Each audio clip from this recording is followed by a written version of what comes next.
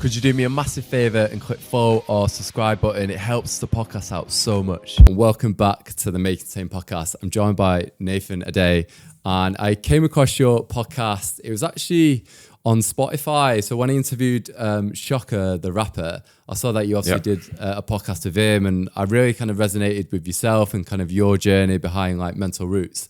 Would you like to just do kind of a little introductions for anyone who might not have come across mental roots before?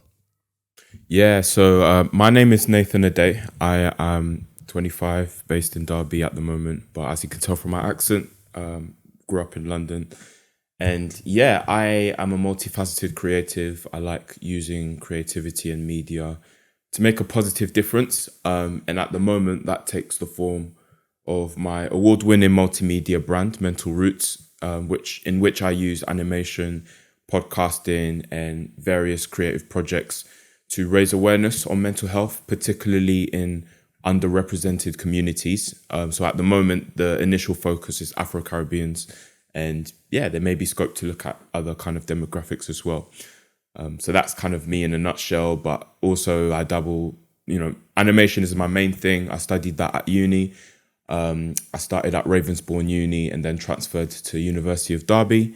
And I've done a master's as well, through which I've developed my animation skills. And I also do spoken word poetry. I've done a bit of music. I released some singles in 2020. So I've done lots of different things. I wasn't aware of that. Yeah, incredible. Yeah. It's great that you kind of dabble in like loads of different things. I didn't realize you went to Ravensbourne. Do you know Maurice Cumber by any chance? The name doesn't ring a bell, no. Yeah, because I did a workshop once with Ravensbourne. So yeah, it's amazing. Obviously, you went there. How come you chosen to went to Derby to obviously do your degree in like animation? Yeah, so I mean, I was just staying with my parents and family during uni, and then we moved during my degree, basically. So, I did my foundation diploma at Ravensbourne, and then the first year of my animation degree there, because I was commuting from Essex, where we used to live. And then, 2018, as a family, we moved to Derby. It was kind of planned a year in advance, so I had enough time to look at different unis. Yeah, where you want to go. So I remember it was between Derby Uni and Nottingham Trent. And I think I just went for Derby in the end because it was just closer by to where we were going to live. And I haven't looked back since. It's been a great experience in Derby Uni, great community there, lots of great extracurricular opportunities I've had through the uni as well. So it's one of those, I guess, examples of everything happens for a reason. And it does. I went to like Huddersfield Uni at the time, and I think the great thing when I went there was like obviously like you get to mix with like students from like music and like fashion, and you all kind of come together at some point, which is incredible. How's it been then? Obviously, kind of studying illustration. Have they been great in terms of like crafting that kind of creative process for you? Yeah, so I studied animation, but yeah, it's been studying animation was interesting because even looking back now, I can already think of ways that it could have been better. Obviously, COVID made it quite difficult because I graduated during COVID. Literally 2020 was the last year of my undergrad degree. Still managed to get a first class, which was great. Amazing, And I guess it's just a testament to how much I love animation, even well before GCSEs and A-levels and all that. I had a fascination with cartoons and, Was that from a young age then? Yeah, I mean, I've always been drawing, so that's always been there, and always been drawing to a high standard where,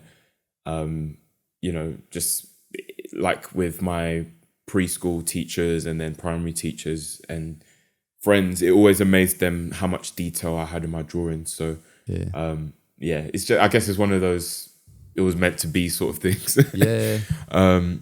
But in terms of animation, I remember in primary school, especially, I really liked what Pixar was producing. I started to pay a bit more attention to like even the way certain characters were designed, and I designed my own characters in the styles of certain films. And I think drawing has always been an escape for me. I've always had a big imagination, so it's always been that sort of escape. How do you come up with that style? Like, I don't know, did that develop quite naturally for you? This kind of, because I imagine everyone's got their own kind of like creative input or like style, was that something which come to you quite naturally, do you think?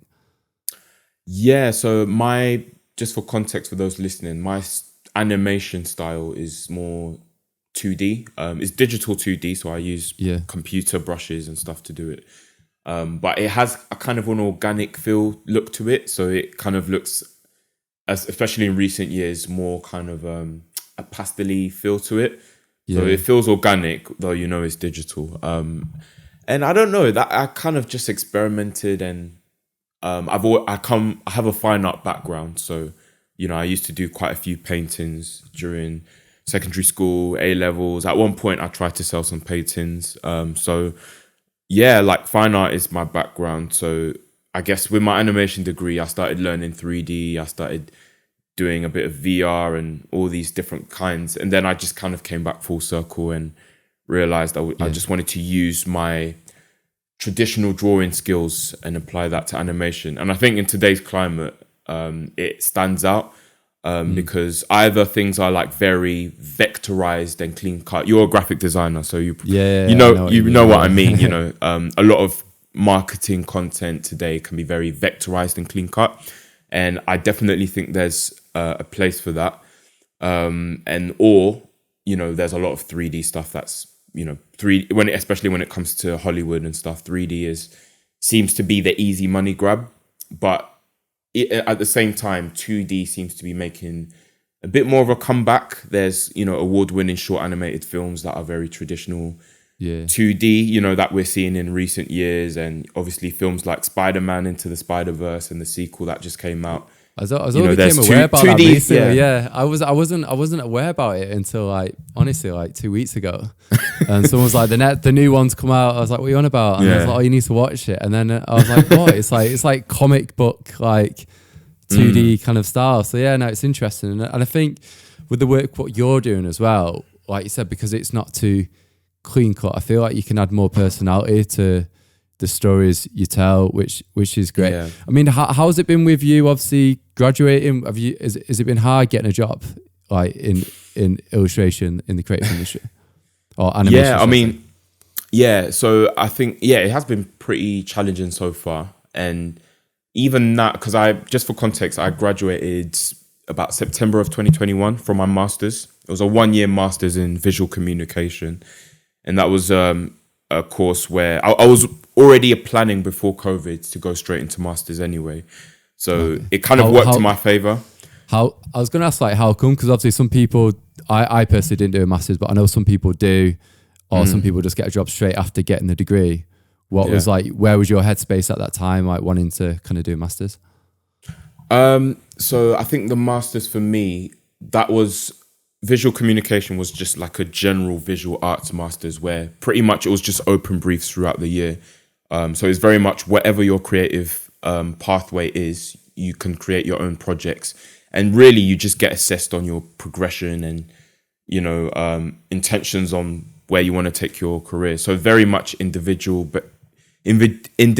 based, which for me worked out well because I already had a strong idea of where I wanted to go.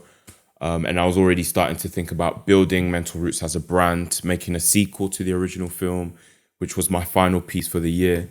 So that, and I think within COVID as well, it bought me some valuable time because I know a lot of my friends who are graduating from my degree and just friends in my year group in general at the uni, they were kind of struggling with finding the jobs that they wanted, and it was just a hard time to kind of get into any industry really. So, I can imagine straight after kind of lockdown as well, and I love while we're on the topic of kind of the animation to kind of talk about this your final year kind of project, because I think your story is quite similar to mine. In my final year, I set up Make and Tame, which is now the blog and podcast, and that was in my final year of university. So I feel like we've got a very kind of similar stories in some ways, because that's when you set up Mental Roots. Can we talk about that kind of final year kind of project where the idea behind Mental Roots kind of appeared? Okay, so I talked about the sequel. That was the end of my master's. So we'll get to that a bit later. But the original, what started the whole Mental Roots brand for me was the short film that I made with BBC and Rural Media called Mental Roots. And that film basically birthed the brand. So long story short, beginning of 2020, there basically was a representative from Rural Media, which is a media production company and charity that does a lot of work just helping young people, particularly in the UK, help kind of get into the film industry. So New Creatives was a scheme they used to have where basically I think 15 or 16 to 30-year-olds could pitch an idea for a short film or audio piece. And it was in partnership, it was Rural Media in partnership with the BBC. So I was in the third round of their Midlands because they had the Midlands and then London and different things. So I was in the third round for the Midlands. I submitted my application, I think January of 2020. And at that time, I didn't know the short film would be called Mental Roots. But at this time, I was already thinking about being a young Black British person trying to get into the animation industry, already seeing there's a massive lack of representation in terms of Black experiences generally across the world, but even more so of underrepresentation in Britain as well. So I was already on like, have you heard of Major Players? It's like a recruitment firm within like the design industry, and they do like a report every year about like salary survey, but also about like obviously people within the creative industry, like from different minorities, and that really opens up your eyes, and it surprised me as well. You know what I mean? Like where there's obviously when you look at the percentage of like white people compared to Black people within the creative industry, like the gap is like huge. I mean, how's that been? Yeah, because I even did a few essays in my animation degree around Black representation. I remember as case studies looking at animations like The Boondocks. I don't know if you're familiar with that series in the US, where it was kind of like an adult comedy kind of tackling issues within Black America and very kind of tongue-in-cheek, very controversial in many ways, but I kind of used that and a few other, the few examples I could find of, you know, very rich Black representation in animation. So I did a few essays on that, and my dissertation was on, you know, Black Brits and using animated documentaries to explore culture and identity. So I looked at that, and then my master's, again, similar themes as well. So I've done a lot of research around that, and even with the limited, I can see there's even limited research and academic studies around Black representation in animation. So it's very much it feels like a new conversation, even though people have been talking about it for many years. There's just been such a low coverage of it compared to other aspects of animation. So yeah, I pitched this idea to Rural Media in terms of already starting to learn a bit about mental health in the Black community. What kind of sparked that was basically a brief that I had in my coursework. And so the idea that I pitched to Rural Media was like a glorified idea I had for my coursework that I didn't have enough time to execute. To do, yeah. Because the brief we were given, it was basically for us to do our own adaptation of The Metamorphosis by Franz Kafka. So it's a classic story about basically a young man who wakes up as a beetle. There's been all sorts of interpretations, because it was written in the 1920s. There's been all sorts of interpretations as to what the beetle metamorphosis represents. Could it have been like a state of mental decline? Could it have represented something deeper? So there's been all sorts of theories around that story. And I kind of used that to say, okay, well, if I look at it from a Black male perspective, you know, maybe him waking up with this, you know, strong sense of depression, he's no longer as able to be as productive. What stigma would that have in his family and his community? Yeah. And so that's where the idea came. And then I pitched that to Rural Media. They accepted it. I already had like a rough animation done already, which was my coursework. Did you have to do like a storyboard to like when you pitched it to him? Was it like a quick kind of storyboard, or was it more just like, this is the idea, this is what I'm thinking? Yeah, it was just a written application because it was open to all sorts of creatives, Yeah. regardless of their background. So I think because they wanted to make it accessible, it's just lots of detailed questions about the idea of the film. And if they like the idea and they're sold by the idea, then from then on, there would be conversations around how it would look and all that stuff. So yeah, that was the process. And February 2020, we met in person in the Quad, which is our local arts and exhibition centre in Derby. So it was me and the other people shortlisted in the Midlands.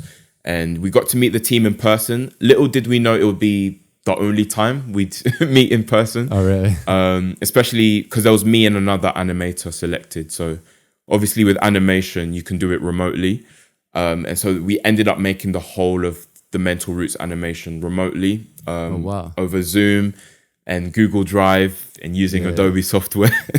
So it was, there's a whole lot I could say about how cathartic it was. Was it for quite me to make that film. Collaborative project? Would you say, like, working with? Because I know you spoke about working with like your friends as well, like sound engineers, and like how was that project like coming together?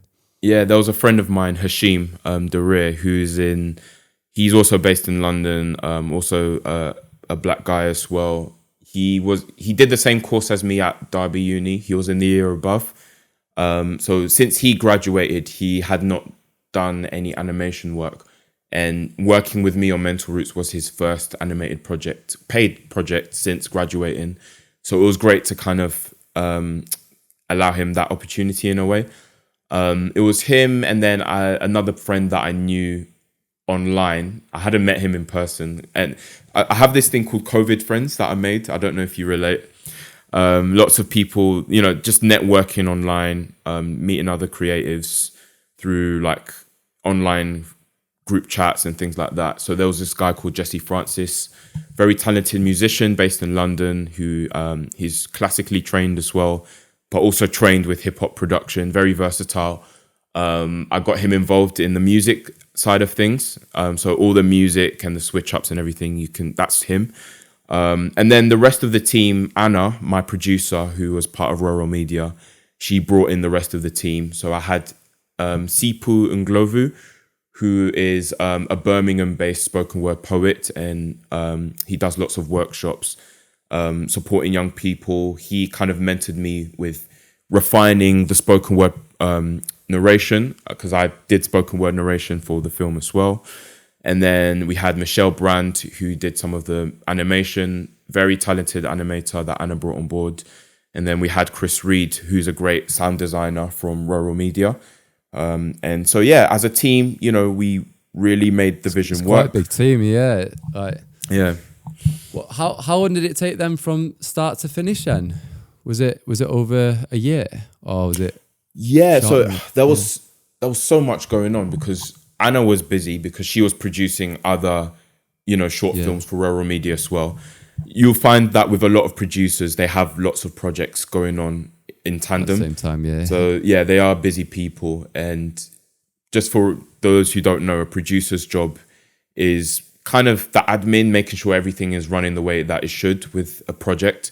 So making sure everyone's getting paid and, just being there to support everyone. Handling budgets and deadlines.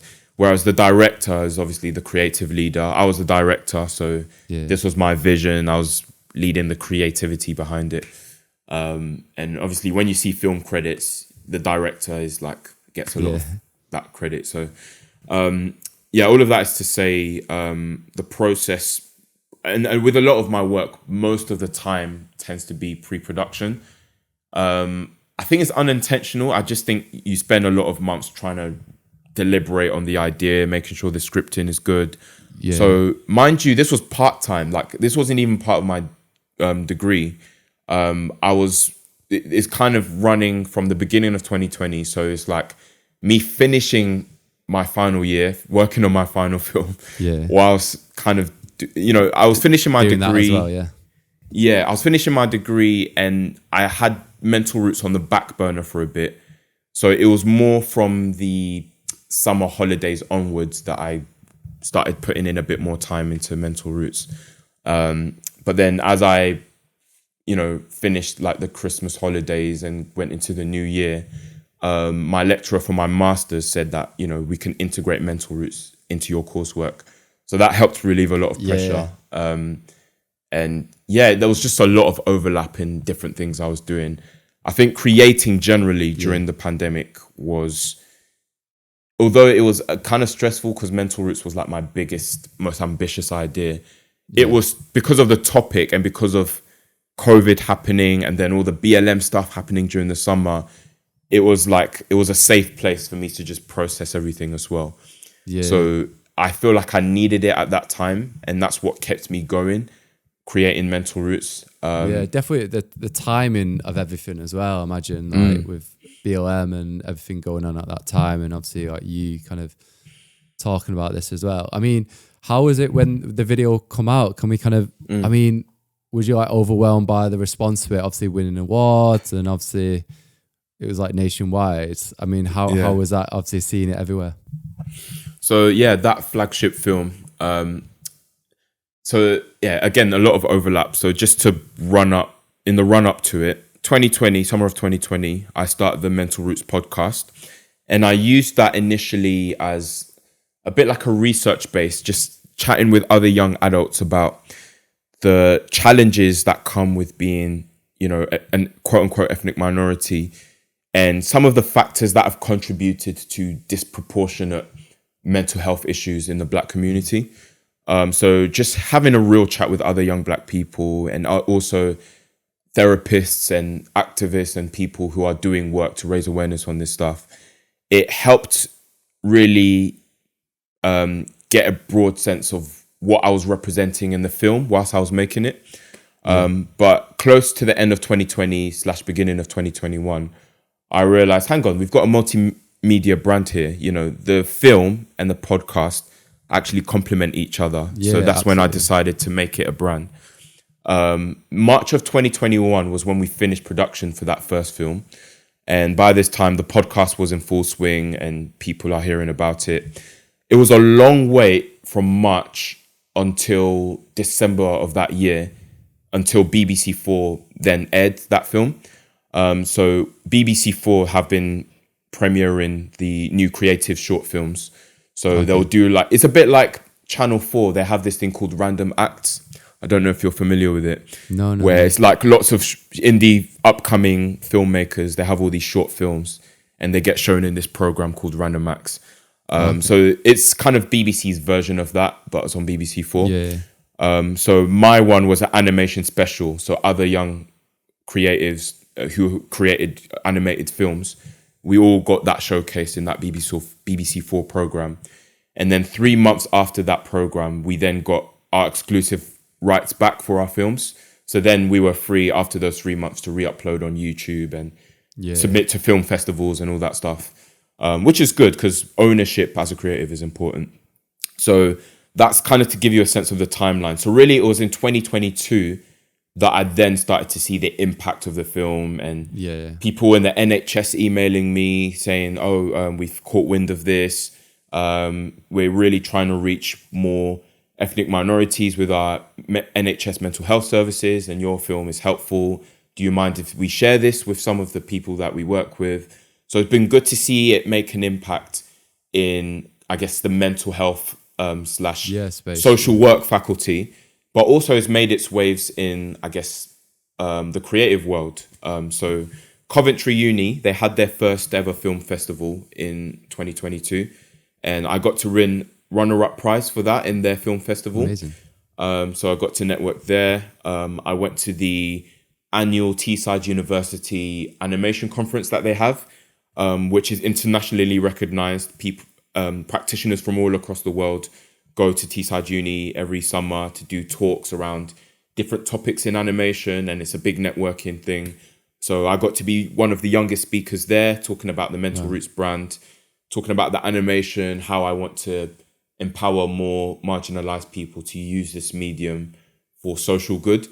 So it was great to talk about that and make connections there, entering entrepreneurial competitions and getting entrepreneurial help to help kind of set the brand up, thinking about branding, designing the logo. There was a lot that happened in 2022.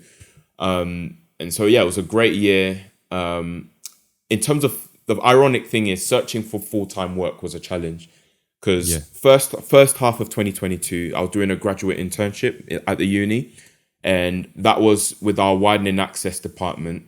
So we would go to schools, local schools, and raise awareness about higher education, different career routes that they can take. So it was great to do that for those 7 months. And I got to develop my own workshop on animation as well. And so that managed to make an impact in a few local schools. And then the second half of 2022, I was kind of looking for work full time, still getting a few commissions here and there with the brand. I did a few one online workshop. In terms of finding creative jobs, it was hard. But literally close to the end of the year, I basically found a role for a mental health charity. It wasn't my first choice, but I thought, you know what, this is what's come at my doorstep, and it will be a good opportunity to dip my toe into the mental health industry. So now I'm a recovery worker working in a residential recovery home, basically people in mental health crisis or coming out of mental health hospitals. If they need a place to... How's that experience been? Like, obviously, being in it kind of like firsthand and kind of hearing like people's stories. Like, yeah, it's been interesting because I've realized like how different of a world it is in terms of the industry and, you know, the training that you have to do around kind of adult safeguarding, because it's an adult service. So it's learning about consent and how to step in and support adults, and also knowing how to work with the NHS crisis team and mental health helpline. We get referrals from different departments and things. So it's taught me a lot about how the network of different services kind of work together. Yeah. And also it's been quite hard hitting actually seeing the tricky things that the clients go through. With these adults, a lot of them are parents. Childhood trauma has impacted kind of family breakdowns, and a lot of relationship issues seems to be a common theme in terms of people having mental health issues. A few people with psychosis, a few people who are hearing voices, and there's still so much I'm learning about different conditions and the medication that they're taking. I think the medication has been the biggest shock factor, because I never knew people take so much medication, you know, just to treat these things. Yeah. You mentioned was that you say friendship was like the main thing? Friendship in regards to like people breaking up with their partners, or friendships with their parents or friends? Oh, sorry. I mean, relationships. So like romantic relationships. Okay. Also family trauma. So family and relationship seems to be a recurring source of trauma for a lot of the clients that I've seen anyway. And again, I think considering Derby is, I don't know, it's weird because Derby seems to be becoming more ethnically diverse, but traditionally it is still very white and Asian. And so that's been reflected in the clients that we have. It's still been heavily middle-aged white women that kind of engage with our services. If every once in a while you see a white man, but to see an Asian man or a black man, or even black women, I haven't seen them engage with our services. So I'm still starting to learn about the challenges that people in healthcare are having in even raising awareness of these services in these sort of demographics. You know, that a lot of people from these backgrounds might not even be aware of this support. And if they are aware, do they feel comfortable to come to these services knowing that, you know, it's predominantly white in terms of the team? So it's opened up that kind of worms for me. And obviously that's informing new content that I'm thinking about doing with the brand as well. Yeah, because I know you did some like research at university where you spoke about like the ethnic minority of like mental health and like, the kind of the difference between like white people might probably more likely kind of might speak about it. Why do you think the ethnic minority don't always maybe feel confident to like speak about the mental health? Do you think is it their upbringing, or what's your thoughts on that? So there's quite a rich history behind this and a lot of research that's gone into this. If you look at websites like .org.uk and obviously the Gov website. Stats from recent years show black people in the UK.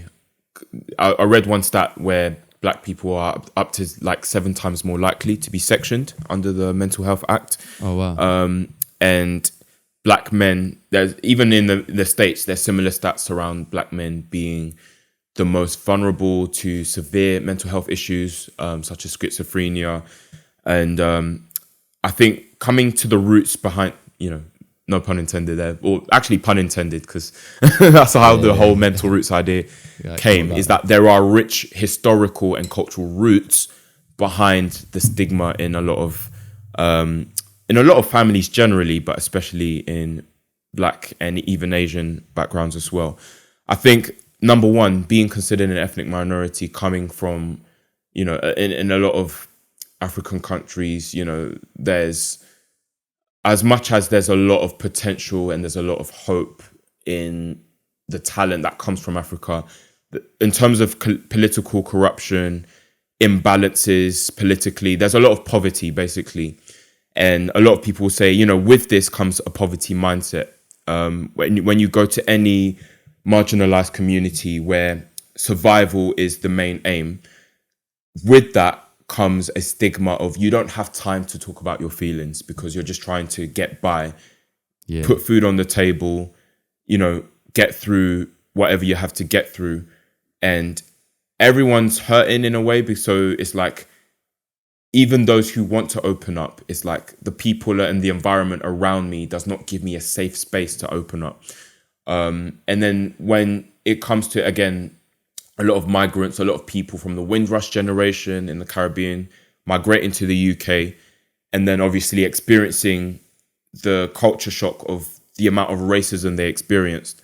A lot of first generation Black Brits like myself, our parents and maybe even grandparents, the trauma that they carry from, coming here to have a better life and then being met with racism at various levels, institutional racism in the workplace, looking at the racism in the media, and how that media affects the white people around them. So the white people around them have their own stereotypical ideas of blackness based on what the media tells them. It's a very multi-layered issue when we look at how society is structured, and then it makes it harder for those from those ethnically diverse backgrounds to trust people around them to open up to and say, this is what's going on. Also, lack of education. When it comes to education around mental health, again, it seems to be very white focused. So symptoms of certain conditions is very white centric, whereas as Black people, with our cultural heritage, we have our own unique way of expressing ourselves. And, sometimes that gets overlooked in terms of, authorities and organizations understanding when there's an issue in, Black people with their mental health. Yeah. And just because we might seem strong, doesn't mean we don't experience pain. And, because with any marginalized group, you adapt, right? You learn to adapt. You learn to put on this mask, right? And so some white people may say, well, if Black people were more open about where they need help, blah, blah, blah, we would be further along. But you have to look at kind of the barriers in communication, the barriers in trust. And yeah, I'm just scratching the surface here, but that's why I had to start the podcast, to look at various other aspects. It's a massive eye opener. Yeah. And what I mean? And I think it's incredible what you do now with obviously Mental Roots, where you've seen like there's opportunity there to help people, and a place where like trust really in it. And so it's incredible, obviously, setting up the podcast. Can we obviously touch upon the podcast, kind of the story behind that, and obviously like how's that going? And are you looking at doing the first season, you said? Yeah, so I've done 2 seasons already. I've been quite busy with it the past couple of years. I started, like I was saying earlier to you off camera, I started recording season 3. Season 3 is coming this year for sure. Don't worry, guys. I've just obviously had a lot going on with the new job and stuff like that. But I have recorded interviews for season 3. And with the podcast, again, coming back to the different roots behind mental health issues in the Black community. Yeah. There's also cultural beliefs as well. I'm sure you probably know a few African or Caribbean friends who grew up in strongly religious, families. Yeah. There's a strong kind of Christian and spiritual heritage with our family. So yeah, our families can be very spiritual. And with that, when it comes to mental health issues, because again, we're also kind of ill-informed on mental health and what it really is, we think that, this person's just gone mad. We just need to pray for them. We just need to, leave them in God's hands, so to speak. So there's kind of those spiritual, cultural beliefs. And it's obviously very similar with a lot of Asian families as well. I think it's one of them as well. I'm constantly learning as well. And and I think people, when obviously I'm white and I think it'd be stupid if I didn't say because of the colour of my skin, I'm probably in a more privileged situation because of the white, and I think that has come from obviously BLM and obviously looking back and reflecting and doing the research and be more open to it. And I think these conversations are really open as well, because I think sometimes they could feel quite tough and uncomfortable, and sometimes I'll be honest, I might be like, oh God, I hope I don't say the wrong thing. But I think it's really important to have these discussions, even if I was it wasn't until I moved to London. I was originally from Bolton, so when you move to London, you mix with so many different cultures and ethnic minorities, and it's such an eye opener, and it is important to have these conversations and kind of open it up. Yeah, and I think that's the heart behind the podcast. It's a safe space, and I think sympathy is needed from all backgrounds. I think in the Black community, as much as we are fatigued from trying to integrate with the dominant culture and always trying to assimilate to be accepted, as much as that's true, I think we also have a responsibility to be gracious as well and allow white people and people of other races generally to ask questions and to be a bit awkward, because we need safe spaces where we can ask questions without being judged. And I can understand, a lot of white people like yourself, you want to better understand, but you feel like, if I ask this or say this, then, I don't want to get cancelled for it. I don't want to come across as ignorant.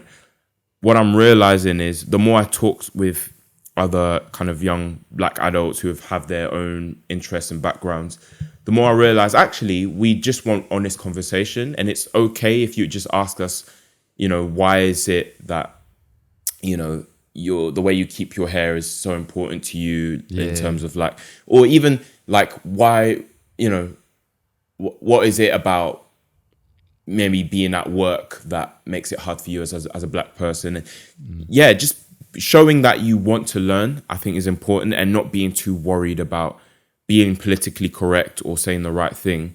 I think that's so important, because even before the podcast, obviously I was speaking to my girlfriend about the podcast, going into it, and I was does this sound I was running questions by ear, and I was just because obviously you don't want to sound like you say ignorant, or I just want to go up, like you say, be open about it and ask these questions, which, you know what I mean, like you say, sometimes might feel comfortable, but like you said, that having the discussion and kind of opening it up, I think it's so important. And with most of the guests of the podcast, season 1 was mostly Black male, so some of them were people that I worked with on the Mental Roots animation, so I had some interviews around the making of the film, but also their own creative journeys. So lots of subtopics have been covered, such as looking at youth violence. So there's a guy called Ben Lindsay in London, who is the CEO of a charity called Power the Fight. And they look at youth violence in London and try to end it. And he addressed the misconception that knife crime is a Black issue, or at least it's portrayed to be that way in the news, because the narrative around it is very much London-centric. And it just so happens to be the case that because of how ethnically diverse London is, it disproportionately affects young Black people within London. But obviously, if you look at other cities like Glasgow, there's been record high kind of knife crime rates in those cities, and they're very predominantly white. So it was good to have conversations around that. Looking at other young black creatives and how spoken word, performing arts, animation has been therapeutic outlets for them. Also looking at Christianity, because I'm a Christian, and navigating the tension of, yes, we believe spiritual life and spiritual health is important, but there's also that also needs to be balanced with the practicality of mental health and therapy, and kind of balancing all these different cultural things. Topics, and how it links with mental health. So it's been good for that. And then season 2, I brought in some white people because I thought it's important that we get more diverse people involved in this conversation. So I had a trio of guys called the A-Game Consultancy. It's 3 guys all by the name of Adam, who are based in the northern parts of England, but they have a coaching business and they've coached people from a variety of different backgrounds. So a lot of things they were saying about their mental health as men and practical things around nutrition and mindset, obviously is transferable to all, demographics.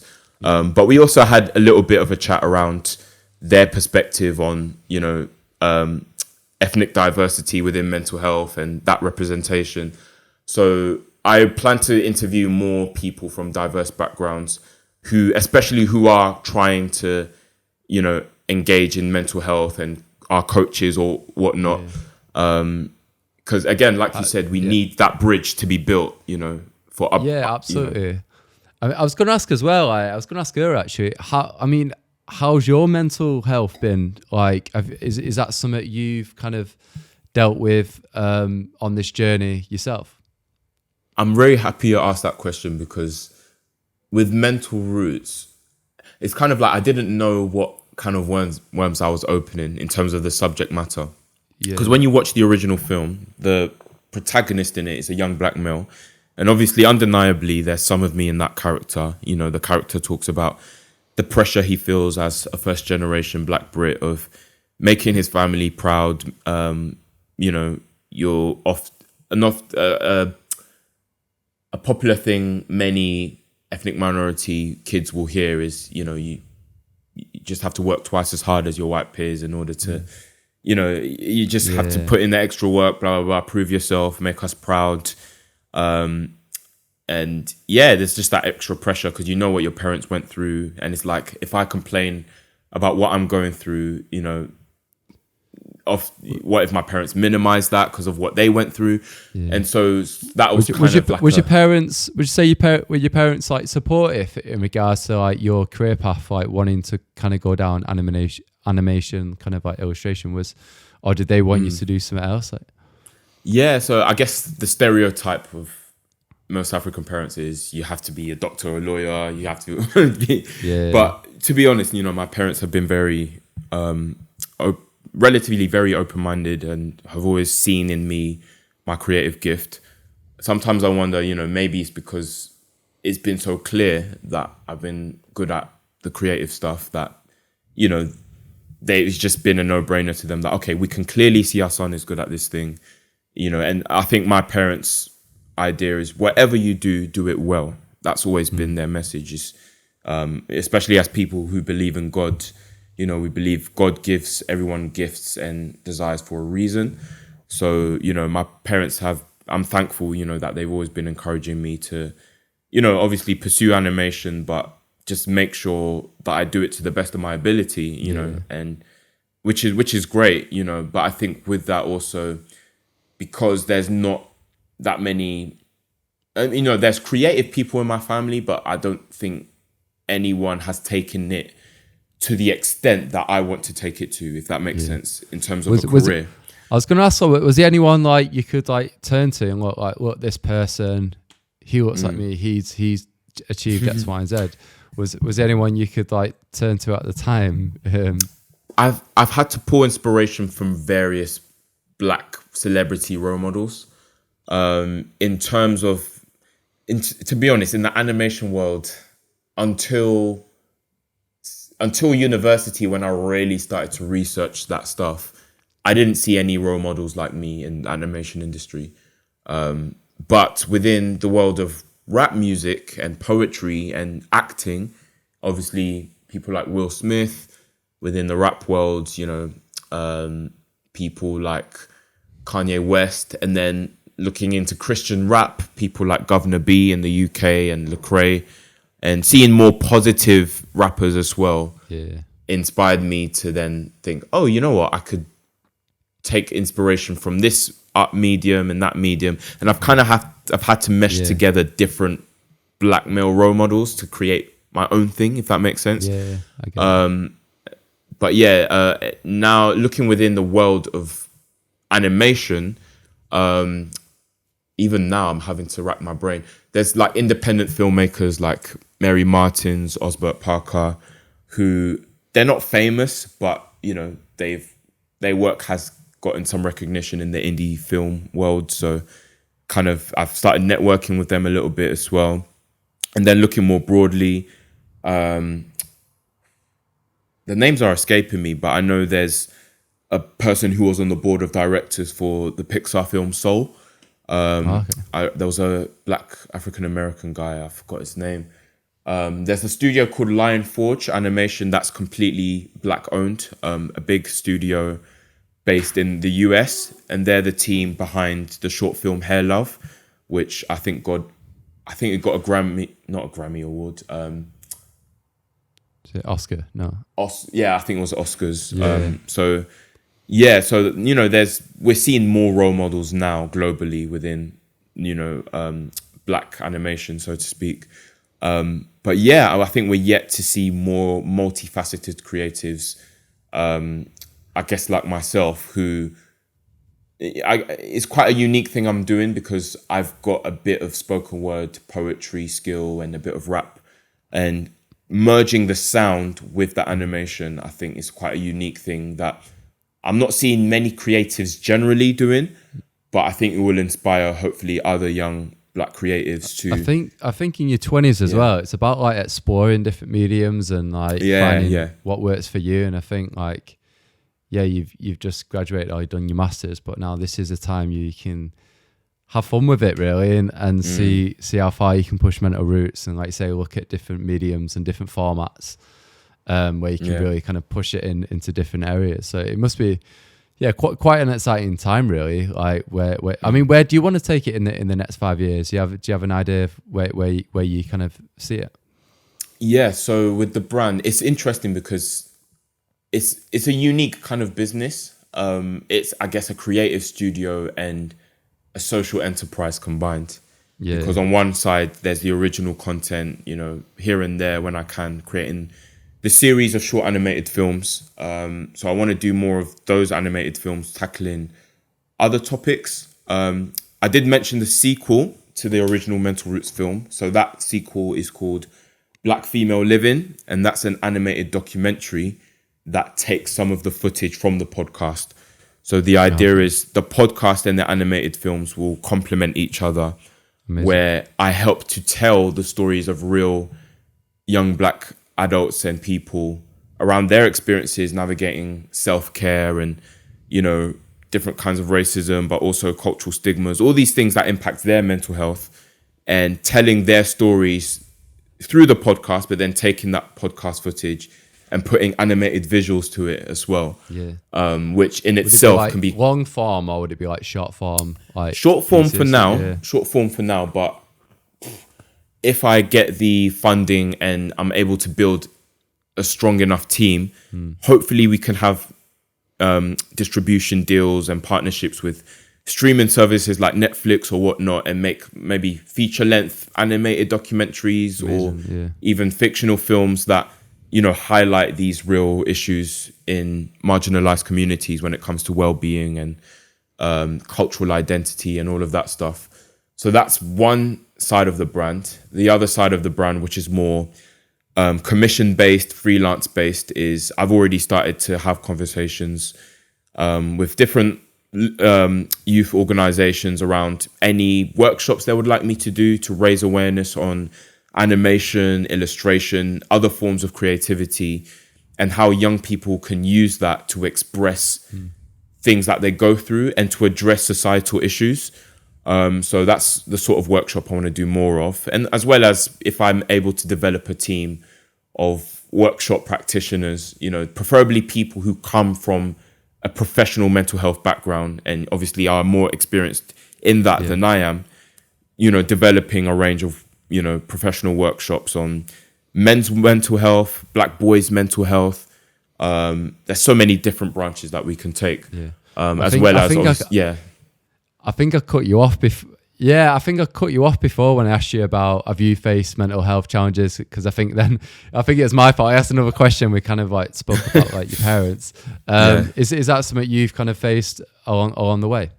So in terms of what I've faced, I haven't had any severe mental health issues, no diagnosis or anything, but it's helped me better reflect on symptoms of my own kinds of anxiety and my own relationship with work, which in a weird way is what kickstarted the whole film and the whole brand. Is I want a better relationship with work, because again, feeling the pressure I have of, trying to be a role model to other young black kids and, trying to prove to my family that, yes, you can succeed in this kind of branch of work. All that pressure, I've seen how it's kind of taken a toll on me in some ways in terms of saying yes to too many things. And even now, I've been putting in a few small things in place to learn how to say no to certain things, and even thinking about... Do you think there's a hustle culture with like your Generation Z? Like, do you think... And that as well.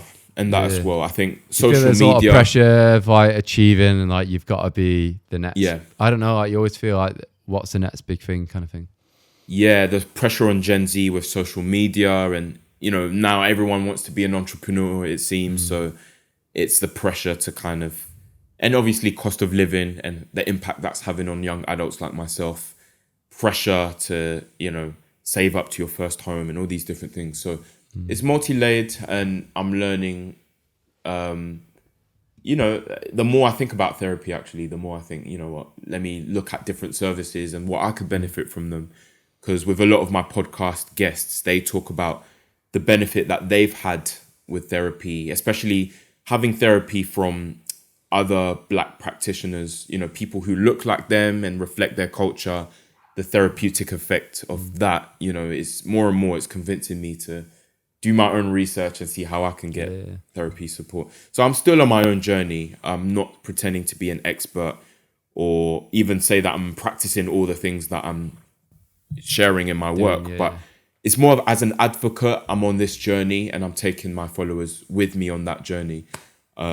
So that's kind of how I see myself. It's a journey as well, you know what I mean? Like even when I set up Make and Saying at uni, and I don't think I started the blog till 2019, and I think the podcast come 2 years later. But like it's a constant journey, and like I want to get. I've had like a bit of therapy, like, but I wouldn't really ever say I've had like a massive mental health has been a big issue. It's just been a bit like anyone, I'm a bit of an overthinker. I do get burnt out. I do get burnt out at times because obviously I've got my job and then I'm trying to do the podcast and everything on the side, and it can be very hard to like burn the candle on both ends. But I think as I've got older, I'm better at recognizing that now.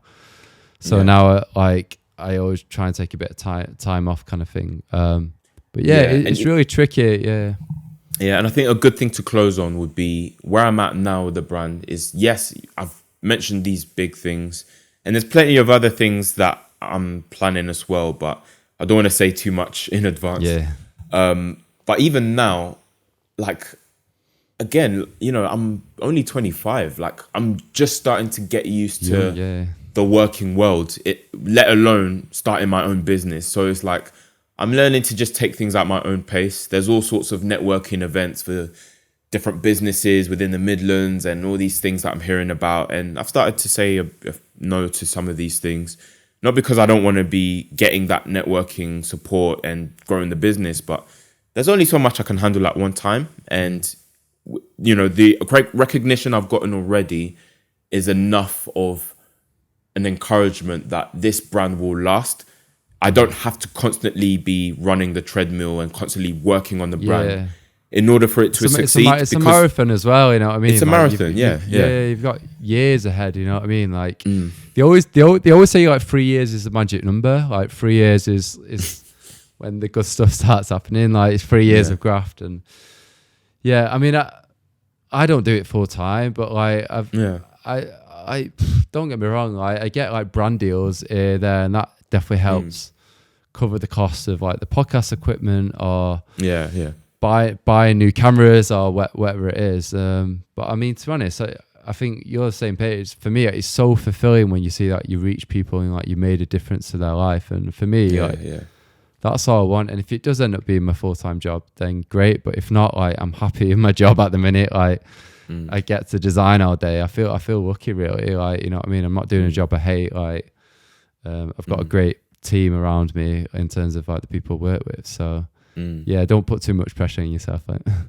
For sure. No, it's a honestly, good note to end on, honestly, it's been a pleasure having you on the podcast, and I'm glad we got around to it. Would you like to share kind of your Instagram and kind of your podcast on the podcast for the listeners who want to check it out? Yep. So you can check out the Mental Roots podcast on any platform, including the platform you're listening on right now. It's on that platform: Spotify, Google Podcasts, Apple Podcasts, etc. If you want to follow, I'm still making the website. That's another thing that's had to be on the back burner for a bit. But when the website is ready, it will be mentalroots.co.uk. If you want all the updates on how the brand is doing and the website and everything, the socials is Mental Roots Pod, all one word, no underscore, Mental Roots Pod. And that's on Instagram, TikTok, Facebook as well. I'm not on Facebook as much, and Twitter. But Instagram is like the place I'm most present, and then that's followed by TikTok, and then also LinkedIn as well. You can search Mental Roots on LinkedIn. For all of those who are business owners or you work within the field of mental health or youth work, and you would like to maybe discuss ways that we can collaborate and maybe have like a freelance partnership, for any commissions or any things like that, hit me up on LinkedIn. If you just want to consume the content or you're just a fan of kind of what we do, then you can follow on the other social platforms. But yeah. No, that's amazing. Anyway, it's been a pleasure having you on, Nathan.